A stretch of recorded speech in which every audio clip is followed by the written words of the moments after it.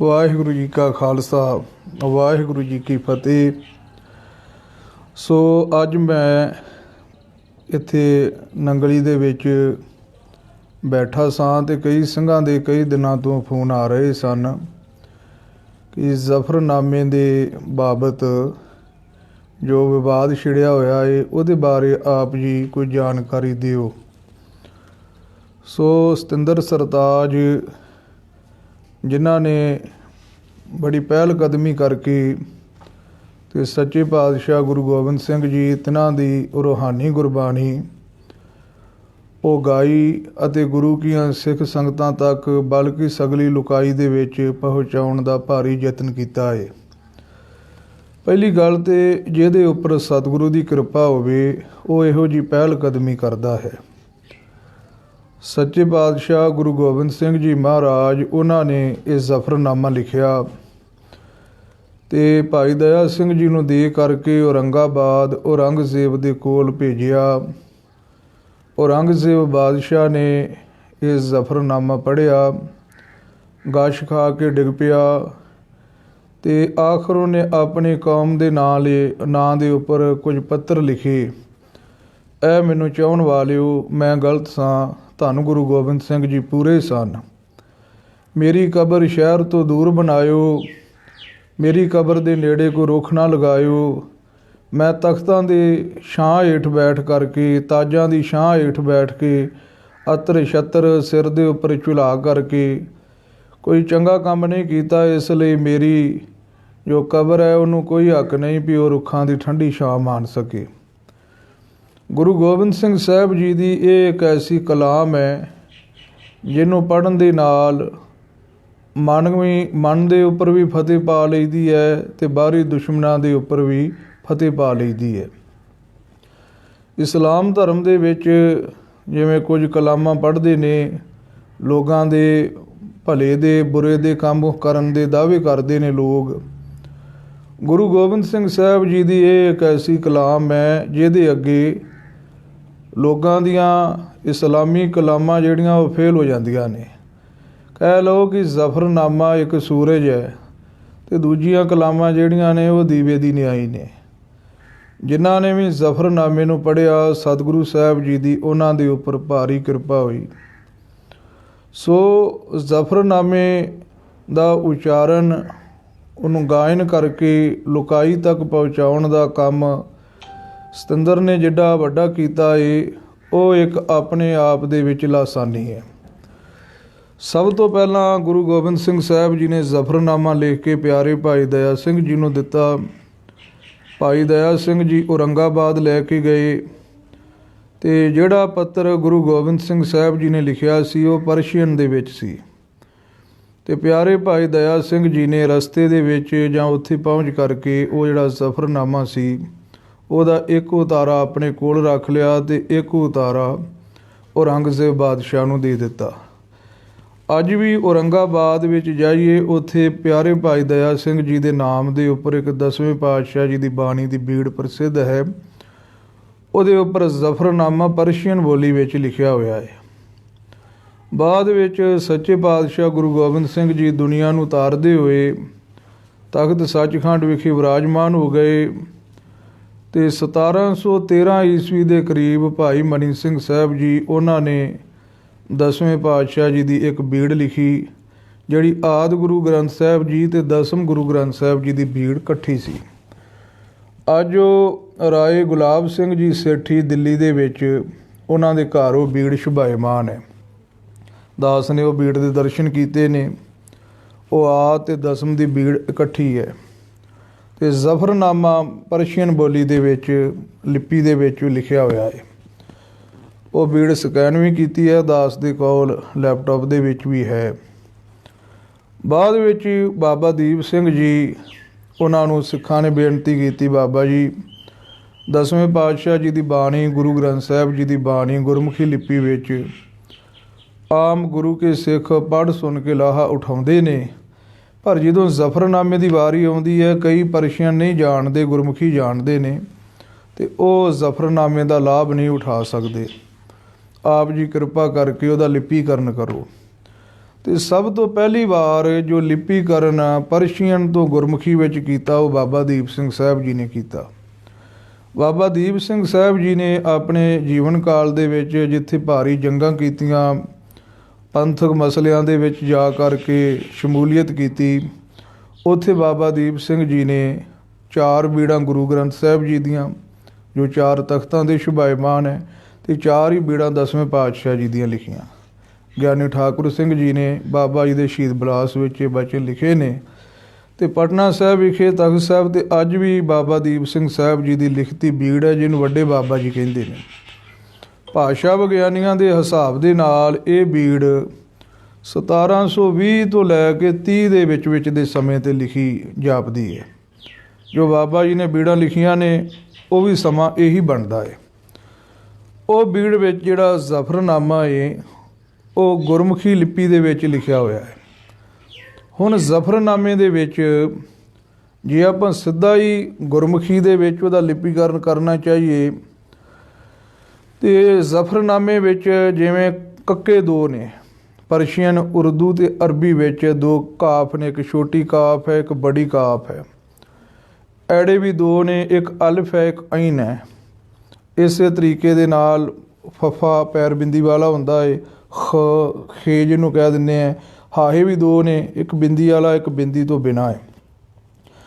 ਬਾਬਾ ਜੀ ਨੇ ਇੱਕ ਕਾਢ ਕੱਢੀ ਵੀ ਜਿਹੜੇ 2 ਅੱਖਰ ਨੇ, ਇੱਕ ਅੱਖਰ ਬਿੰਦੀ ਤੋਂ ਬਿਨਾਂ ਅਤੇ ਇੱਕ ਅੱਖਰ ਦੇ ਪੈਰ ਵਿੱਚ ਬਿੰਦੀ ਲਗਾਈ। ਕੱਕੇ ਦੇ ਪੈਰ ਵਿੱਚ ਵੀ ਬਿੰਦੀ, ਹਾਹੇ ਦੇ ਪੈਰ 'ਚ ਵੀ ਬਿੰਦੀ, ਐੜੇ ਦੇ ਪੈਰ 'ਚ ਵੀ ਬਿੰਦੀ, ਊੜੇ ਈੜੀ ਇਹਨਾਂ ਦੇ ਪੈਰਾਂ ਵਿੱਚ ਬਿੰਦੀਆਂ ਲਗਾਈਆਂ। ਜੋ ਸੰਪਰਦਾਈ ਉਚਾਰਨ ਬੋਧ ਪਹਿਲਾ ਭਾਗ ਲਿਖਿਆ ਉਹਦੇ ਵਿੱਚ ਇਹ ਜਾਣਕਾਰੀ ਦਿੱਤੀ ਹੈ। ਬਾਅਦ ਵਿੱਚ ਭਾਈ ਕਾਹਨ ਸਿੰਘ ਜੀ ਨਾਭਾ, ਡਾਕਟਰ ਵੀਰ ਸਿੰਘ ਜੀ, ਉਹਨਾਂ ਨੇ ਇਹਨਾਂ ਬਿੰਦੀਆਂ ਨੂੰ ਅਪਣਾਇਆ। ਇਹਨਾਂ ਬਿੰਦੀਆਂ ਨੂੰ ਮਾਨਕੋਸ਼ ਦੇ ਵਿੱਚ ਵੀ ਦਰਜ ਕੀਤਾ। ਇਹਨਾਂ ਬਿੰਦੀਆਂ ਦਾ ਪ੍ਰਚਾਰ ਪ੍ਰਸਾਰ ਵੀ ਕੀਤਾ ਗਿਆ। ਐੜੇ, ਊੜੇ, ਈੜੇ ਦੀ ਬਿੰਦੀ ਘੱਟ ਪ੍ਰਸਿੱਧ ਹੋਈ ਹੈ। ਕੱਕੇ ਦੀ ਬਿੰਦੀ ਹੈ ਕਿਤੇ ਕਿਤੇ ਆਉਂਦੀ। ਖਖੇ, ਗੱਗੇ, ਸੱਸੇ, ਜ਼ੱਜ਼ੇ, ਫਫੇ ਅਤੇ ਲਲਾ ਇਹ ਬਿੰਦੀਆਂ ਜ਼ਿਆਦਾ ਪ੍ਰਚਲਿਤ ਹੋਈਆਂ ਨੇ। ਇੱਕ ਲੱਲੇ ਪੈਰ ਬਿੰਦੀ ਆਉਂਦੀ ਹੈ ਜੋ ਪੰਜਾਬੀ ਦੀ ਬਿੰਦੀ ਹੈ, ਜਿਵੇਂ ਲਾਲਾਂ, ਇਹ ਪੰਜਾਬੀ ਵਿੱਚ ਵਰਤੀ ਜਾਂਦੀ ਹੈ। ਪੁਰਾਣੀਆਂ ਬੀੜਾਂ ਦੇ ਵਿੱਚ ਇਹ ਬਿੰਦੀ ਦਾ ਮੈਂ ਤੁਹਾਨੂੰ ਸਰੂਪ ਦੱਸਦਾ ਹੈ। ਇਹ ਥੋੜ੍ਹਾ ਜਿਹਾ ਇੱਧਰ ਦਿਖਾਓ। ਇਹ ਪੁਰਾਣੇ ਬੀੜਾਂ ਦੇ ਵਿੱਚ ਜਿਹੜੀਆਂ ਇਹ ਬਿੰਦੀਆਂ ਨੇ ਉਹ ਇੱਦਾਂ ਲੱਗੀ ਹੁੰਦੀ ਸੀ। ਇਹ ਫੱਫਾ ਇੱਥੇ ਬਿੰਦੀ ਹੁੰਦੀ ਸੀ। ਕੱਕੇ ਦੀ ਬਿੰਦੀ ਐਂ ਲੱਗੀ ਹੁੰਦੀ ਸੀ, ਇੱਥੋਂ ਗੂੜਾ ਕੀਤਾ ਹੁੰਦਾ ਸੀ। ਸੱਸੇ ਦੇ ਬਿੰਦੀ ਇੱਥੋਂ ਸੱਸਾ ਐਂ ਕੀਤਾ ਹੁੰਦਾ ਸੀ। ਖੱਖੇ ਦੀ ਇਸ ਪ੍ਰਕਾਰ, ਐੜੇ ਦੀ ਬਿੰਦੀ ਇੱਥੋਂ ਇਸ ਪ੍ਰਕਾਰ ਗੂੜਾ ਕੀਤਾ ਹੁੰਦਾ ਸੀ। ਫੱਫੇ ਦੀ ਬਿੰਦੀ ਇੱਥੇ ਸੀ, ਹੌਲੀ ਹੌਲੀ ਫੱਫੇ ਦੀ ਬਿੰਦੀ ਇੱਥੇ ਆ ਗਈ। ਇੱਧਰੋਂ ਦੀ ਦਿਖਾਓ। ਹੁਣ ਕੱਕੇ ਦੀ ਬਿੰਦੀ ਦੇਖੋਗੇ ਇਸ ਤਰੀਕੇ ਨਾਲ ਆ ਗਈ ਹੈ। ਐੜੇ ਦੀ ਬਿੰਦੀ ਇਸ ਤਰੀਕੇ ਨਾਲ ਆ ਗਈ ਹੈ। ਖੱਖੇ ਦੀ ਬਿੰਦੀ ਇੱਦਾਂ ਆ ਗਈ ਹੈ। ਹੁਣ ਜਿਹੜਾ ਲੱਲਾ ਹੈ, ਜਿਹੜਾ ਆਮ ਲੱਲਾ ਬਾਬਾ ਜੀ ਨੇ ਇਸ ਪ੍ਰਕਾਰ ਲਿਖਿਆ। ਜਿਹੜਾ ਦੂਜਾ ਲੱਲਾ ਹੈ ਉਹ ਲੱਲੇ ਦੀ ਘੁੰਡੀ ਥੋੜ੍ਹੀ ਜਿਹੀ ਇੱਥੋਂ ਮਰੋੜੀ ਹੈ। ਆਮ ਬੀੜਾਂ 'ਚ ਇੱਥੋਂ ਮੁੜੀ ਹੋਈ ਹੈ ਲੱਲੇ ਦੇ ਪੈਰ ਦੇ ਵਿੱਚ ਬਿੰਦੀ। ਮੈਂ ਇੱਕ ਹੱਥ ਲਿਖਤ 10ਵੇਂ ਪਾਤਸ਼ਾਹ ਜੀ ਦੀ ਬਾਣੀ ਦਾ ਸੰਗ੍ਰਹਿ ਜੋ ਸਰਬਲੋ ਬੁੰਗਾ ਵਿੱਚ ਮੌਜੂਦ ਹੈ, ਕਈ ਮੌਜੂਦ ਨੇ ਪਰ ਮੈਂ ਬਹੁਤੇ ਤਾਂ ਨਹੀਂ ਦਿਖਾ ਸਕਾਂਗਾ। ਜੇ ਕਿਸੇ ਨੂੰ ਲੋੜ ਹੋਵੇ ਤਾਂ ਦੇਖ ਸਕਦਾ। ਇਹ ਦੇਖੋ, ਇੱਜ਼ਤ ਜ਼ ਦੀ ਬਿੰਦੀ ਇੱਦਾਂ ਲੱਗੀ ਹੋਈ ਹੈ। ਇਹ ਜ਼ਮੀਨੋਂ ਦੀ ਅਜ਼ਜ਼ਾ ਪੈਰ ਵਿੱਚੋਂ ਗੂੜਾ ਲਿਖਿਆ ਹੈ। ਇਸੇ ਤਰ੍ਹਾਂ ਇਹ ਹਮਜ਼ ਜ਼ ਦੇ ਪੈਰ 'ਚ, ਹਮਜ਼ ਪੀਰ ਮੋਰੋ, ਹਮਜ਼ ਫੀਲ ਅਫੱਫੇ ਦੀ ਬਿੰਦੀ ਇਹ ਲੱਗੀ ਹੋਈ ਹੈ ਉੱਪਰ। ਇਸ ਤਰੀਕੇ ਦੇ ਨਾਲ ਇਹ ਬਿੰਦੀਆਂ ਦਾ ਪ੍ਰਯੋਗ ਸਾਨੂੰ ਮਿਲਦਾ ਹੈ। ਬਾਬਾ ਜੀ ਨੇ ਇਹ ਬਿੰਦੀਆਂ ਦਾ ਪ੍ਰਯੋਗ ਕੀਤਾ ਅਤੇ ਜ਼ਫਰਨਾਮੇ ਦਾ ਲਿਪੀਕਰਨ ਪਹਿਲੀ ਵਾਰ ਕੀਤਾ। ਫਿਰ ਇਹ ਲਿਪੀਕਰਨ ਅੱਗੇ ਤੋਂ ਅੱਗੇ ਤੁਰਿਆ ਜਾਂਦਾ ਰਿਹਾ, ਪੰਥ ਦੇ ਵਿੱਚ ਹੁੰਦਾ ਗਿਆ। ਜ਼ਫਰਨਾਮੇ ਦਾ ਇੱਕ ਹੱਥ ਲਿਖਤ ਸਟੀਕ ਵੀ ਹੈ। ਬਾਅਦ ਵਿੱਚ ਇਹ ਸਟੀਕਾਂ ਦੀ ਪਰੰਪਰਾ ਚੱਲੀ। ਪਹਿਲਾਂ ਨਰੈਣ ਸਿੰਘ ਜੀ ਮਜੰਗਾਂ ਵਾਲੇ, ਉਹਨਾਂ ਨੇ ਟੀਕਾ ਕੀਤਾ। ਬਾਅਦ ਵਿੱਚ ਸੱਤੂ ਕੀ ਗਲੀ ਸੰਪਰਦਾਇ ਟੀਕਾ ਹੋਇਆ। ਪਿਆਰਾ ਸਿੰਘ ਜੀ ਪਦਮ, ਉਹਨਾਂ ਨੇ ਟੀਕਾ ਕੀਤਾ। ਭਾਸ਼ਾ ਵਿਗਿਆਨੀਆਂ ਨੇ ਟੀਕਾ ਕੀਤੇ। ਰਤਨ ਸਿੰਘ ਜੀ ਜੱਗੀ, ਇਸੇ ਤਰ੍ਹਾਂ ਰਣਧੀਰ ਸਿੰਘ ਜੀ, ਉਹਨਾਂ ਨੇ ਕਾਬਲੇ ਤਾਰੀਫ ਸ਼ਬਦਾਰਥ ਬਣਾਇਆ ਹੈ। ਇੱਕ ਮੰਗਲ ਸਿੰਘ ਜੀ ਹੋਏ ਨੇ, ਉਹਨਾਂ ਨੇ ਵੀ ਫਾਰਸੀ ਦਾ ਟੀਕਾ ਕੀਤਾ ਹੈ, ਉਹ ਫਾਰਸੀ ਦੇ ਟੀਚਰ ਸਨ। ਉਹ ਟੀਕਾ ਫਾਰਸੀ ਦੇ ਲਿਹਾਜ਼ ਨਾਲ ਬਿਲਕੁਲ ਸ਼ੁੱਧ ਹੈ। ਫਾਰਸੀ ਦੀ ਵਿਆਕਰਨ, ਫਾਰਸੀ ਅਨੁਸਾਰ ਪਦ ਜੜਤੀ ਉਹਨਾਂ ਨੇ ਵਰਤੀ ਹੈ। ਤੋ ਸਾਰਿਆਂ ਟੀਕਿਆਂ ਦੇ ਵਿੱਚ ਥੋੜ੍ਹਾ ਥੋੜ੍ਹਾ ਫਰਕ ਹੈ। ਹੁਣ ਇਹ ਸਤਿੰਦਰ ਜੀ ਨੇ, ਜੋ ਡਾਕਟਰ ਸਤਿੰਦਰ ਨੇ ਟੀਕਾ ਕੀਤਾ ਹੈ, ਸੱਚੇ ਪਾਤਸ਼ਾਹ ਜੀ ਦੀ ਬਾਣੀ ਨੂੰ ਗਾਇਨ ਕੀਤਾ ਹੈ, ਨਾਲ ਨਾਲ ਸਕਰੀਨ ਦੇ ਉੱਪਰ ਉਹਨਾਂ ਨੇ ਚਲਾਇਆ ਹੈ ਜ਼ਫਰਨਾਮਾ, ਅਤੇ ਇਹਨੂੰ ਲੈ ਕੇ ਵਿਵਾਦ ਖੜ੍ਹੇ ਹੋਏ ਨੇ।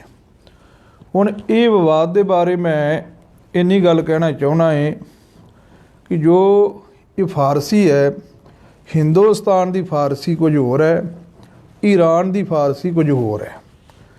ਜਿਵੇਂ 2-4 ਨੁਕਤੇ ਮੈਂ ਤੁਹਾਡੇ ਨਾਲ ਸਾਂਝੇ ਕਰਾਂਗਾ। ਆਪਾਂ ਕਹਿੰਦੇ ਹਾਂ ਜ਼ਫਰਨਾਮਾ, ਜ਼ਫਰਨਾਮਾ, ਉਹ ਕਹਿੰਦੇ ਆ ਜ਼ੈਫਰਨਾਮਾ, ਉਹ ਜ਼ੈ ਇਸ ਤਰੀਕੇ ਨਾਲ ਬੁਲਾਉਂਦੇ ਨੇ।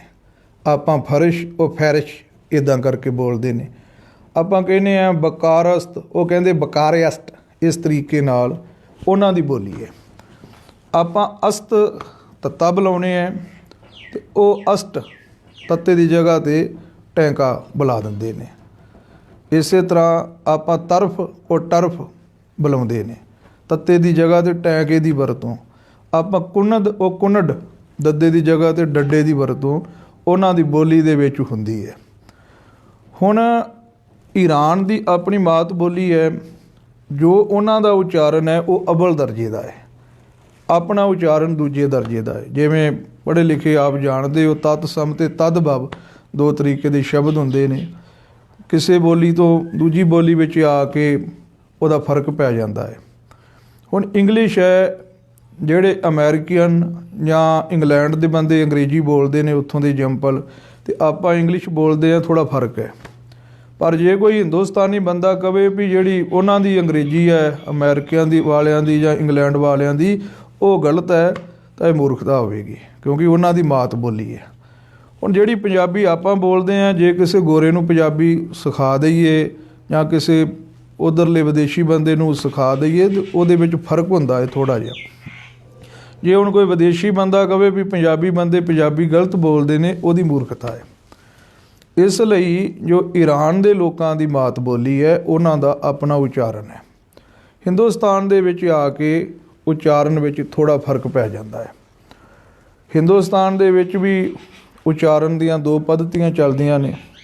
ਜਿਵੇਂ ਜ਼ਫਰਨਾਮੇ ਵਿੱਚ ਵੀ, ਗੁਰੂ ਗ੍ਰੰਥ ਸਾਹਿਬ ਜੀ ਦੇ ਵਿੱਚ ਵੀ ਸ਼ਬਦ ਆਉਂਦਾ ਏ ਮੇਰ ਅਵਧ। ਹੁਣ ਮੇ ਅਤੇ ਮੀ ਇਹ 2 ਹੈ। ਫਾਰਸੀ ਉਰਦੂ ਵਿੱਚ ਇਹ ਛੋਟੀ ਅਤੇ ਬੜੀ 2 ਜਿਹੀਆਂ ਹੁੰਦੀਆਂ ਨੇ। ਜਿਹੜੇ ਫਾਰਸੀ ਦੀ ਲਿਪੀ ਜਾਣਦੇ ਨੇ ਉਹਨਾਂ ਨੂੰ ਪਤਾ ਹੈ, ਬਹੁਤੇ ਵਿਸਥਾਰ ਦੀ ਲੋੜ ਨਹੀਂ। ਤੋ ਜੇ ਨੂੰ ਕਈ ਲਾਂ ਵਾਂਗੂ ਬੋਲਦੇ ਨੇ, ਕਈ ਬੋਲ ਜਾਂਦੇ ਨੇ ਬਿਹਾਰੀ ਵਾਂਗੂ। ਜਿਵੇਂ ਜ਼ੇਰ ਅਤੇ ਜ਼ੀਰ, ਸਤਿੰਦਰ ਨੇ ਜਿਹੜਾ ਕੀਤਾ ਉਹਦੇ ਵਿੱਚ ਜ਼ੀਰ ਲਿਖਿਆ ਹੈ, ਅਤੇ ਆਪਣੇ ਜੋ ਪੁਰਾਣੇ ਨੇ ਉਹਨਾਂ 'ਚ ਜ਼ੇਰ ਹੈ। ਹੁਣ ਇਹਨੂੰ ਲੈ ਕੇ ਸਵਾਲ ਉਠਾਉਣੇ ਜਾਂ ਕਹਿਣਾ ਵੀ ਇਹ ਬਹੁਤ ਵੱਡਾ ਕੰਮ ਗਲਤ ਹੋ ਗਿਆ, ਗੋਲੀ ਮਾਰ ਦੇਣੀ ਚਾਹੀਦੀ ਹੈ, ਇਹ ਕੋਈ ਐਡਾ ਨਹੀਂ। ਇਹ 2 ਪੱਧਤੀਆਂ ਚੱਲਦੀਆਂ ਨੇ। ਜੇ ਤੁਸੀਂ ਪਰਸ਼ੀਅਨ ਵਿੱਚ ਲਿਖਿਆ ਭਾਈ ਮਨੀ ਸਿੰਘ ਦਾ, ਪਿਆਰੇ ਭਾਈ ਦਇਆ ਸਿੰਘ ਦਾ ਜ਼ਫਰਨਾਮਾ ਰੱਖੋਗੇ, 2 ਮੌਲਵੀ ਬਹਾ ਦਿਓਗੇ। ਇੱਕ ਮੌਲਵੀ ਆਪਣੇ ਲਿਹਾਜ਼ ਨਾਲ ਪੜ੍ਹੇਗਾ, ਦੂਜਾ ਮੌਲਵੀ ਆਪਣੇ ਲਿਹਾਜ਼ ਨਾਲ ਪੜ੍ਹੇਗਾ। ਇੱਕ ਜ਼ੇਰ ਪੜ੍ਹੇਗਾ, ਇੱਕ ਜ਼ੀਰ ਪੜ੍ਹੇਗਾ, ਇੱਕ ਮੇ ਪੜ੍ਹੇਗਾ, ਇੱਕ ਮੀ ਪੜ੍ਹੇਗਾ। ਇਹ ਉਚਾਰਨ ਦੇ 2 ਢੰਗ ਨੇ। ਹੁਣ ਕਿਸੇ ਦਾ ਉਚਾਰਨ ਕਿਸ ਤਰ੍ਹਾਂ ਦਾ ਹੈ, ਕਿਸੇ ਦਾ ਕਿਸ ਤਰੀਕੇ ਦਾ ਹੈ।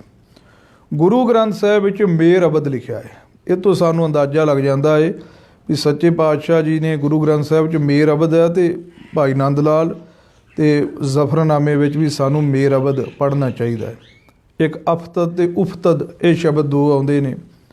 ਤੋ ਲਿਖਿਆ ਤੇ ਅਲਫ ਨਾਲ ਹੁੰਦਾ ਹੈ। ਕੁਝ ਉਹਨੂੰ ਅਫਤਦ, ਕੁਝ ਉਹਨੂੰ ਉਫਤਦ ਪੜ੍ਹ ਦਿੰਦੇ ਨੇ।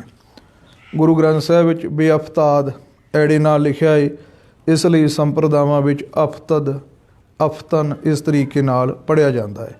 ਮੌਲਵੀ ਜਿਹੜੇ ਨੇ, ਵਿਗਿਆਨੀ ਨੇ ਭਾਸ਼ਾ ਦੇ, ਉਹ ਉਫਤਦ ਇਹ ਸ਼ਬਦ ਪੜ੍ਹਦੇ ਨੇ। ਤੋ ਬਾਬਾ ਦੀਪ ਸਿੰਘ ਸਾਹਿਬ ਜੀ, ਉਹਨਾਂ ਨੇ ਜਿੱਥੇ 5 ਆਦਿ ਦੇ ਸਰੂਪ 4 ਲਿਖੇ ਅਤੇ 4 ਸਰੂਪ ਦਸਮ ਦੇ ਲਿਖੇ, ਉਹਨਾਂ ਨੇ 5 ਸਰੂਪ ਦੂਜੀਆਂ ਬੋਲੀਆਂ 'ਚ ਲਿਖੇ। ਮਾਲਵਾ ਇਤਿਹਾਸ ਵਿੱਚ ਲਿਖਿਆ ਹੈ ਕਿ ਇੱਕ ਸਰੂਪ ਉਹਨਾਂ ਨੇ ਅਰਬੀ, ਫਾਰਸੀ, ਉਰਦੂ, ਹਿੰਦੀ ਅਤੇ ਮਰਾਠੀ ਇਹ ਬੋਲੀਆਂ 'ਚ ਲਿਖੇ। ਇਹ ਸਰੂਪ ਆਪਣੇ ਆਪ ਵਿੱਚ ਇੱਕ ਅਨੁਵਾਦ ਰੂਪ ਸਨ।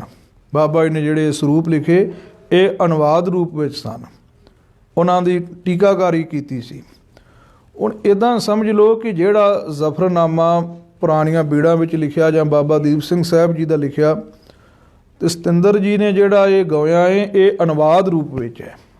ਜਿਵੇਂ ਸੰਸਕ੍ਰਿਤ ਭਾਸ਼ਾ ਵਿੱਚ ਭਗਵਤ ਗੀਤਾ ਪੜ੍ਹ ਲਈਏ, ਉਹਦੇ ਵਿੱਚ ਇੱਕ ਜਿਹੜੇ ਪਦ ਲਿਖੇ ਹੁੰਦੇ ਨੇ, ਸ਼ਲੋਕ ਲਿਖੇ ਹੁੰਦੇ ਨੇ, ਉਹ ਸੰਧੀ ਸੰਯੁਕਤ ਹੁੰਦੇ ਨੇ। ਜਿਹੜੇ ਸੰਸਕ੍ਰਿਤ ਪੜ੍ਹੇ ਉਹਨਾਂ ਨੂੰ ਪਤਾ ਹੈ, ਜਦੋਂ ਵਿਆਖਿਆਕਾਰ ਵਿਆਖਿਆ ਕਰਦੇ ਨੇ ਤੇ ਉਹ ਸੰਧੀ ਵਿਛੇਦ ਉਹਨਾਂ ਨੂੰ ਪਦ ਛੇਦ ਕਰਕੇ ਤੋੜ ਕੇ ਵਿੱਚੋਂ ਅੱਖਰ ਕੱਢ ਕੇ ਲਿਖਦੇ ਨੇ। ਜਿਵੇਂ ਇੰਗਲਿਸ਼ ਵਿੱਚ ਕੁਝ ਅੱਖਰ ਸਾਇਲੈਂਟ ਹੁੰਦੇ ਨੇ, ਇੱਦਾਂ ਹੀ ਫਾਰਸੀ ਦੇ ਵਿੱਚ ਵੀ ਸਾਇਲੈਂਟ ਹੋ ਜਾਂਦੇ ਨੇ ਬਹਿਰ ਦੇ ਹਿਸਾਬ ਨਾਲ, ਇੱਦਾਂ ਸੰਸਕ੍ਰਿਤ ਵਿੱਚ ਵੀ ਸਾਇਲੈਂਟ ਹੋ ਜਾਂਦੇ ਨੇ। ਤਾਂ ਉਹ ਸਮਝਾਉਣ ਵਾਲੇ ਉਹ ਖੋਲ੍ਹ ਕੇ ਉਹਨੂੰ ਸਮਝਾਉਂਦੇ ਨੇ। ਜਿਵੇਂ ਇਹਦੇ ਵਿੱਚ ਸ਼ਬਦ ਆਉਂਦਾ ਹੈ, ਨਾ ਸਾਜ਼ੋ ਨਾ ਬਾਜ਼ੋ ਨਾ ਫੌਜੋ ਨਾ ਫਰਸ਼, ਖੁਦਾਬੰਦ ਬਖਸ਼ਿੰਦ ਉਹ ਐਸ਼ੋ ਅਰਸ਼, ਇਸ ਤਰੀਕੇ ਨਾਲ ਸ਼ਬਦ ਆਉਂਦਾ ਹੈ। ਹੁਣ ਜਦੋਂ ਇਹਦਾ ਅਰਥ ਕਰਨਾ ਹੈ ਉਦੋਂ ਸਾਨੂੰ ਲਿਖਣਾ ਪੜੇਗਾ ਨਾ ਸਾਜ਼ ਉਹ ਨਾ ਬਾਜ਼ ਉਹ ਨਾ ਫੌਜ ਉਹ ਨਾ ਫਰਸ਼ ਉਹ ਮੈਨੇ, ਅਤੇ ਜਿਹਦੇ ਕੋਲ ਸਾਜੋ ਸਮਾਨ ਵੀ ਨਹੀਂ, ਘੋੜੇ ਵੀ ਨਹੀਂ, ਫੌਜਾਂ ਵੀ ਨਹੀਂ, ਗਲੀਚੇ ਵੀ ਨਹੀਂ, ਖੁਦਾਬੰਦ ਬਖਸ਼ਿੰਦ ਉਹ ਐਸ਼ੋ ਅਰਸ਼। ਹੁਣ ਆਪਾਂ ਐੜੇ ਨੂੰ ਦਲਾਵਾਂ ਐ ਬੋਲਦੇ ਹਾਂ, ਪਰ ਉਹਨਾਂ ਦੀ ਬੋਲੀ ਵਿੱਚ ਐਨ ਗੈਨ ਉਹ ਐਨ ਬੋਲਦੇ ਨੇ। ਲਿਖਣਗੇ ਐੜੇ ਨੂੰ ਦਲਾਵਾਂ ਅਤੇ ਬੋਲਣਗੇ ਐਨ। ਤਾਂ ਇੱਥੇ ਐਸ਼ੋ ਅਰਸ਼ ਇਸ ਤਰੀਕੇ ਨਾਲ ਉਚਾਰਨ ਪਰਸ਼ੀਅਨ ਵਾਲੇ ਕਰਦੇ ਨੇ, ਸਾਡੇ ਪੰਜਾਬੀ ਵਾਲੇ ਐਸ਼ੋ ਅਰਸ਼ ਇੱਦਾਂ ਉਚਾਰਨ ਕਰਦੇ ਨੇ। ਐੜੇ ਦੇ ਪੈਰ ਵਿੱਚ ਨੁਕਤਾ ਐਨ ਦੇ ਨਾਲ ਹੀ ਲਿਖਿਆ ਹੋਇਆ ਹੈ। ਤੋ ਇਹ ਉਚਾਰਨ ਦੀਆਂ ਪੱਧਤੀਆਂ ਨੇ।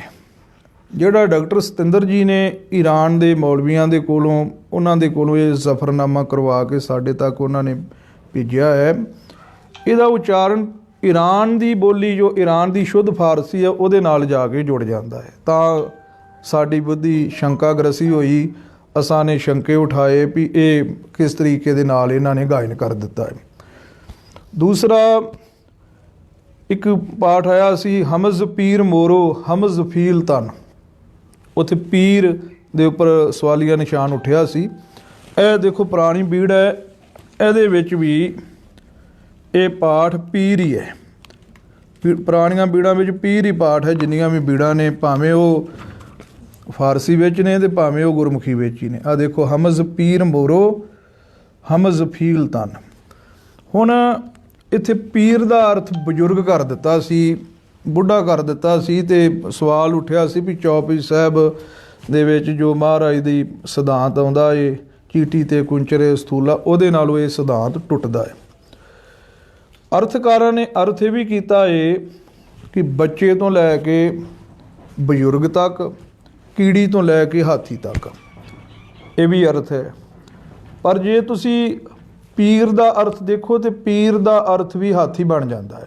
ਜਿਵੇਂ ਪੱਪਾ ਅਤੇ ਫੱਫਾ ਸਵਰਨੀ ਅੱਖਰ ਹੈ, ਫਾਸ ਦੀ ਜਗ੍ਹਾ 'ਤੇ ਪਾਸ ਆ ਜਾਂਦਾ ਹੈ। ਸ਼ਹਿਤਰਨਾਮਾਲਾ ਵਿੱਚ ਦੇਖੋਗੇ ਉੱਥੇ ਫਾਂਸ ਦੀ ਜਗ੍ਹਾ 'ਤੇ ਪਾਂਸ ਪੱਪੇ ਨਾਲ ਲਿਖਿਆ ਮਿਲੇਗਾ। ਇਸੇ ਤਰ੍ਹਾਂ ਪੱਪੇ ਦੀ ਜਗ੍ਹਾ 'ਤੇ ਫੱਫਾ ਲਿਆਓਗੇ, ਪੀਰ ਦੀ ਜਗ੍ਹਾ 'ਤੇ ਫੀਰ ਬਣ ਜਾਏਗਾ। ਰਾਰੇ ਦੀ ਜਗ੍ਹਾ 'ਤੇ ਲੱਲਾ ਲੱਗ ਜਾਂਦਾ ਹੈ, ਅਤੇ ਜਿਹੜਾ ਰਾਰਾ ਹੈ ਉਹਦੀ ਜਗ੍ਹਾ 'ਤੇ ਲੱਲਾ ਲਗਾਓਗੇ ਅਤੇ ਫੀਲ ਮੈਨੇ ਹਾਥੀ, ਪੀਰ ਦਾ ਅਰਥ ਵੀ ਹਾਥੀ ਬਣ ਜਾਏਗਾ, ਥੋੜ੍ਹੇ ਜਿਹੇ ਗੋਝ ਭਾਵ ਨਾਲ ਦੇਖਿਆ ਜਾਵੇ। ਅਤੇ ਦੂਜਾ ਜਿਹੜਾ ਮੁਹੰਮਦ ਸ਼ਬਦ ਹੈ, ਇਹ ਪੋਥੀ ਵਿੱਚ ਵੀ ਮੈਂ ਦੇਖਿਆ ਅਤੇ ਹੋਰਨਾਂ ਪੋਥੀਆਂ 'ਚ ਵੀ। ਖਾਲਸਾ ਸਮਾਚਾਰ ਵੱਲੋਂ ਇੱਕ ਭਾਗ ਛਪੇ ਸਨ, 10ਵੇਂ ਦੇ ਲੜੀਵਾਰ ਪਹਿਲੀ ਵਾਰ, ਉਹਦੇ ਵਿੱਚ ਵੀ ਮੁਹੰਮਦ ਹਾਹੇ ਦੇ ਉੱਪਰ ਟਿੱਪੀ ਨਹੀਂ ਸੀ। ਅਤੇ ਟਕਸਾਲ ਦੇ ਵਿੱਚ ਵੀ ਲੜੀਵਾਰ ਭਾਗ ਛਪੇ ਸਨ, ਦਮਦਮੀ ਟਕਸਾਲ ਮਹਿਤਾ ਵੱਲੋਂ, ਉਹਦੇ ਵਿੱਚ ਵੀ ਹਾਹੇ ਦੇ ਉੱਪਰ ਅਧਿਕ ਸੀ, ਮੁਹੱਬਤ ਇਸ ਤਰੀਕੇ ਨਾਲ ਉਹਨੂੰ ਲਿਖਿਆ ਹੋਇਆ ਸੀ, ਮੁਹੰਮਦ ਨਹੀਂ ਸੀ ਲਿਖਿਆ ਹੋਇਆ, ਮੁਹੰਮਦ ਇਸ ਤਰੀਕੇ ਨਾਲ ਅਧਿਕ ਨਾਲ ਲਿਖਿਆ ਹੋਇਆ ਸੀ। ਸੋ ਇਹਦੇ ਉੱਪਰ ਵੀ ਸਾਨੂੰ ਕੋਈ ਐਡਾ ਸਵਾਲੀਆ ਨਿਸ਼ਾਨ ਨਹੀਂ ਉਠਾਉਣਾ ਚਾਹੀਦਾ। ਹਮਦ ਮੈਨੇ ਤਾਰੀਫ ਅਤੇ ਮੁਹੰਮਦ ਮੈਨੇ ਜਿਹਦੀ ਬਹੁਤੇ ਜ਼ਿਆਦਾ ਤਾਰੀਫ ਕਰਨ, ਇਸ ਤਰੀਕੇ ਨਾਲ ਅਰਥ ਬਣ ਜਾਂਦਾ ਹੈ। ਦੂਸਰਾ ਇਹ ਜੋ ਉਹਨਾਂ ਦਾ ਕੀਤਾ ਹੈ ਇਹ ਕਾਬਲੇ ਤਾਰੀਫ ਹੈ। ਬਾਕੀ ਪ੍ਰਿੰਟਿੰਗ ਦੇ ਵਿੱਚ ਇੱਕਾ ਦੁੱਕਾ ਗਲਤੀਆਂ ਰਹਿ ਜਾਂਦੀਆਂ ਨੇ। ਅਸੀਂ 7-8 ਕਿਤਾਬਾਂ ਛਾਪੀਆਂ ਨੇ ਤੇ ਅਸੀਂ 20-20 ਵਾਰ ਵੀ ਉਹਦੀ ਪ੍ਰੂਫ ਰੀਡਿੰਗ ਕਰਕੇ ਵੇਖੀ ਹੈ, ਗਲਤੀ ਰਹਿ ਜਾਂਦੀ ਹੈ, ਬਾਅਦ ਵਿੱਚ ਉਹ ਸੁਧਾਰੀ ਦੀ ਹੈ। ਸੰਗਤਾਂ ਸਾਨੂੰ ਦੱਸਦੀਆਂ ਇੱਥੇ ਠੀਕ ਕਰ ਲਓ। ਤੇ ਉਹਨਾਂ ਨੇ ਜੋ ਇਹ ਪਹਿਲ ਕਦਮੀ ਕੀਤੀ ਹੈ ਵੀ ਸੱਚੇ ਪਾਤਸ਼ਾਹ ਜੀ ਦੀ ਬਾਣੀ ਨੂੰ ਪੂਰੇ ਵਰਲਡ ਦੇ ਵਿੱਚ ਪਹੁੰਚਾਇਆ ਹੈ। ਦੂਜਾ, ਜਿਹਦੇ ਉੱਪਰ ਸਵਾਲੀਆ ਨਿਸ਼ਾਨ ਉੱਠੇ ਉਹਦੀ ਪ੍ਰਸਿੱਧੀ ਜ਼ਿਆਦਾ ਹੁੰਦੀ ਹੈ। ਜਿਹਨੇ ਨਹੀਂ ਵੀ ਵੇਖਣਾ ਉਹ ਵੀ ਵੇਖਦਾ ਹੈ ਵੀ ਇਹਨਾਂ ਨੇ ਕੀ ਗਲਤ ਕਰ ਦਿੱਤਾ ਹੈ। ਤੋ ਜ਼ਫਰਨਾਮੇ ਦੀ ਸੱਚੇ ਪਾਤਸ਼ਾਹ ਜੀ ਨੇ ਆਪ ਹੀ ਆਪਣੀ ਬਾਣੀ ਦਾ ਪ੍ਰਚਾਰ ਪ੍ਰਸਾਰ ਕਰਾਇਆ ਤੇ ਆਪ ਹੀ ਸਵਾਲੀਆ ਨਿਸ਼ਾਨ ਉਠਾਇਆ ਹੈ। ਇਸ ਲਈ ਸਾਨੂੰ ਬਹੁਤਾ ਸ਼ੰਕਾਗ੍ਰਸੀ ਹੋ ਕੇ ਤਾੜਨ ਦੀ ਵੀ ਲੋੜ ਕੋਈ ਨਹੀਂ ਹੈ ਕਿ ਉਹਨਾਂ ਨੇ ਇਹ ਗਲਤ ਕਰ ਦਿੱਤਾ ਜਾਂ ਕਿਵੇਂ ਕਰ ਦਿੱਤਾ। ਮੈਨੂੰ ਸਿੰਘਾਂ ਨੇ ਦੱਸਿਆ ਵੀ ਉਹਨਾਂ ਨੇ ਜਾਪ ਸਾਹਿਬ ਦੀ ਤਰਜਮਾਨੀ ਦੇ ਉੱਪਰ ਵੀ ਸੱਚੇ ਪਾਤਸ਼ਾਹ ਜੀ ਦੀ ਉਸਤਤ ਕੀਤੀ ਹੈ। ਫਿਰ ਇਸੇ ਤਰ੍ਹਾਂ ਆਰਤੀ ਆਰਤਾ ਵੀ ਗਾਇਨ ਕੀਤਾ ਹੈ ਤੇ ਹੁਣ ਉਹਨਾਂ ਨੇ ਜ਼ਫਰਨਾਮੇ ਦੀ ਇਹ ਪਹਿਲ ਕਰਮੀ ਕੀਤੀ ਹੈ। ਤੋ ਮੈਂ ਉਹਨਾਂ ਨੂੰ ਵਧਾਈ ਦਿੰਦਾ ਹਾਂ ਤੇ ਅੱਗੇ ਵਾਸਤੇ ਮੈਂ ਅਰਦਾਸ ਕਰਦਾ ਹਾਂ ਕਿ ਸੱਚੇ ਪਾਤਸ਼ਾਹ ਜੀ ਉਹਨਾਂ ਤੋਂ ਇਹ ਸੇਵਾ ਲੈਂਦੇ ਰਹਿਣ। ਦੂਜਾ, ਸਾਨੂੰ ਹੌਸਲਾ ਅਫਜ਼ਾਈ ਉਹਨਾਂ ਦੀ ਕਰਨੀ ਚਾਹੀਦੀ ਹੈ, ਡਾਕਟਰ ਦੀ ਸਰਤਾਜ ਦੀ। ਉਹਨਾਂ ਨੂੰ ਇਹ ਨਹੀਂ ਕਹਿਣਾ ਚਾਹੀਦਾ ਵੀ ਉਹਨਾਂ ਨੇ ਇਹ ਗਲਤ ਕਰ ਦਿੱਤਾ, ਇਹ ਗਲਤ ਕਰ ਦਿੱਤਾ। ਜੇ ਇਸ ਤਰੀਕੇ ਨਾਲ ਆਪਾਂ ਦਿਲ ਤੋੜਾਂਗੇ ਤਾਂ ਆਪਣੇ ਨੂੰ ਦੂਰ ਹੋਏਗਾ। ਉਹਨਾਂ ਦੇ ਮਨ ਵਿੱਚ ਇਹ ਆਵੇਗਾ ਵੀ ਮੈਂ ਬਾਣੀ ਨੂੰ ਗਾ ਕੇ ਕੀ ਕਰਨਾ ਹੈ। ਇਸ ਲਈ ਬਾਣੀ ਨੂੰ ਕੋਈ ਵੀ ਗਾਉਂਦਾ ਹੈ, ਬਾਣੀ ਅਗਾਧ ਬੋਧ ਹੈ, ਬੰਦਾ ਗਲਤ ਵੀ ਹੋ ਸਕਦਾ ਹੈ। ਸੋ ਉਹਨਾਂ ਨੇ ਜੋ ਇਹ ਇੱਕ ਟੀਕਾ ਰੂਪ ਵਿੱਚ, ਅਨੁਵਾਦ ਰੂਪ ਵਿੱਚ, ਤਰਜਮੇ ਰੂਪ ਵਿੱਚ ਸਾਨੂੰ ਲਿਖ ਕੇ ਦੱਸਿਆ ਹੈ। ਹਾਂ, ਇੱਕ ਮੈਨੂੰ ਯਾਦ ਆਈ ਗੱਲ, ਇਹ ਜਿਵੇਂ ਜ਼ਮੀਂ, ਯਕੀਨ, ਆਮ, ਕਮਾਂ ਇਹ ਸ਼ਬਦ ਹੈ, ਕੱਕਾ ਮੱਮੇ ਨੂੰ ਕੰਨਾਂ ਦੇ ਉੱਤੇ ਬਿੰਦੀ, ਕਮਾਂ, ਜ਼ਮੀਂ, ਇਹ ਸ਼ਬਦ ਇਸ ਤਰ੍ਹਾਂ ਇਕੱਠੇ ਪੜ੍ਹਾਂਗੇ ਤਾਂ ਸ਼ਾਇਦ ਇਹਨਾਂ ਦਾ ਅਰਥ ਕੁਝ ਹੋਰ ਬਣ ਜਾਏ। ਸੰਪਰਦਾਵਾਂ ਜਦੋਂ ਅਸੀਂ ਸੰਥਿਆ ਕਰਦੇ ਕਰਾਉਣੇ ਆ ਤੇ ਕਮਾਂ, ਜ਼ਮੀਂ ਐ ਲਮਕਾ ਕੇ ਪੜ੍ਹਾਉਣੇ ਆ ਵੀ ਉਹ ਬਿੰਦੀ 'ਚੋਂ ਅੱਧਾ ਨੰਨਾ ਬੁਲਾਉਣਾ ਹੁੰਦਾ ਹੈ। ਅਤੇ ਇੱਕ ਸੰਸਕ੍ਰਿਤ ਦਾ ਨਿਯਮ ਹੈ, ਉਹ ਪੰਜਾਬੀ ਵਿੱਚ ਵੀ ਕਾਹਨ ਸਿੰਘ ਜੀ ਨਾਭਾ ਨੇ ਵੀ ਅਪਣਾਇਆ ਹੈ। ਉਹ ਅਪਣਾਇਆ ਹੈ ਨਿਯਮ। ਉਹਨਾਂ ਨੇ ਕੀ ਕੀਤਾ ਹੈ ਵੀ ਉਹ ਜਿਹੜਾ ਕੱਕਾ ਮੱਮੇ ਨੂੰ ਬਿਹਾਰੀ, ਕੱਕਾ ਮੱਮੇ ਨੂੰ ਕੰਨਾ ਅਤੇ ਨੰਨਾ ਲਿਖ ਕੇ ਪੈਰ 'ਚ ਹਲੰਤ ਲਾ ਦਿੱਤਾ। ਹਰੇਕ ਅੱਖਰ ਵਿੱਚ ਐੜਾ ਹੁੰਦਾ ਏ। ਜਦੋਂ ਐੜਾ ਵਿੱਚੋਂ ਗੁਪਤ ਹੋ ਜਾਵੇ, ਨਿਕਲ ਜਾਵੇ ਅਤੇ ਫਿਰ ਉਹਦੀ ਆਵਾਜ਼ ਅੱਧੀ ਰਹਿ ਜਾਂਦੀ ਹੈ। ਉਹਨਾਂ ਨੇ ਹਲੰਤ ਲਾਇਆ ਏ, ਜਿਵੇਂ ਅਸਤ ਸੱਸੇ ਦੇ ਪੈਰ 'ਚ ਲਾਇਆ ਏ। ਇਹਨਾਂ ਨੇ ਨਹੀਂ ਲਾਇਆ। ਇੱਕ ਸਾਡੇ ਕੋਲ ਭਾਈ ਨੰਦ ਲਾਲ ਸਾਹਿਬ ਜੀ ਦਾ ਅੱਜ ਤੋਂ 50-60 ਸਾਲ ਪਹਿਲਾਂ ਦਾ ਛਪੀ ਪੋਥੀ ਹੈ, ਉਹਦੇ 'ਚ ਵੀ ਲੱਗੀ ਹੋਈ ਹੈ ਉਚਾਰਨ ਸੇਧ ਦੇਣ ਵਾਸਤੇ। ਇਸ ਵਾਸਤੇ ਇਹ ਉਚਾਰਨ ਸੇਧ ਦੇਣ ਵਾਸਤੇ ਪੁਰਾਣੇ ਵਿਦਵਾਨ ਇੱਦਾਂ ਲਿਖ ਦਿੰਦੇ ਸੀ ਵੀ ਇਹ ਅੱਖਰ ਨੂੰ ਅੱਧਾ, ਅਸਤ ਨਹੀਂ ਕਹਿਣਾ, ਅਸਤ ਉਹ ਪੈਰ ਵਿੱਚ ਲੱਗਾ, ਇਹ ਨਿਸ਼ਾਨ ਸਾਨੂੰ ਦੱਸਦਾ ਹੈ। ਕਮਾਂ ਉਹ ਪੈਰ ਵਿੱਚ ਲੱਗਾ, ਸਾਨੂੰ ਇਹ ਦੱਸਦਾ ਏ ਇਹਨੂੰ ਕਮਾਨ ਨੰਨਾ ਪੂਰਾ ਨਹੀਂ, ਕਮਾਂ ਇਹਦੇ ਵਿੱਚ ਐੜਾ ਨਹੀਂ ਹੈਗਾ। ਇਹ ਸੰਪਰਦਾਈ ਉਚਾਰਨ ਬੋਧ ਵਿੱਚ ਹਲੰਤ ਪ੍ਰਕਰਨ ਦੇ ਬਾਰੇ ਅਸਾਂ ਨੇ ਲਿਖਿਆ ਹੈ। ਸੋ ਸਾਨੂੰ ਸ਼ੰਕਾਗ੍ਰਸੀ ਨਹੀਂ ਹੋਣਾ ਚਾਹੀਦਾ, ਸਗੋਂ ਹੌਸਲਾ ਅਫਜ਼ਾਈ ਕਰਨੀ ਚਾਹੀਦੀ ਹੈ। ਅਤੇ ਜੋ ਸਾਡੇ ਮੂਲ ਜ਼ਫਰਨਾਮੇ ਨੇ ਉਹਦਾ ਤਰਜਮਾ ਹੈ ਉਹ ਲਿਖਿਆ ਹੋਇਆ, ਉਹਦਾ ਅਰਥ ਕਰਨ ਵਾਸਤੇ। ਸੋ ਇਹ ਬੇਨਤੀ ਮੈਂ ਸਾਰੀ ਗੁਰੂ ਕੀ ਸੰਗਤ ਨੂੰ ਕਰਦਾ ਹਾਂ। ਵਾਹਿਗੁਰੂ ਜੀ ਕਾ ਖਾਲਸਾ, ਵਾਹਿਗੁਰੂ ਜੀ ਕੀ ਫਤਿਹ।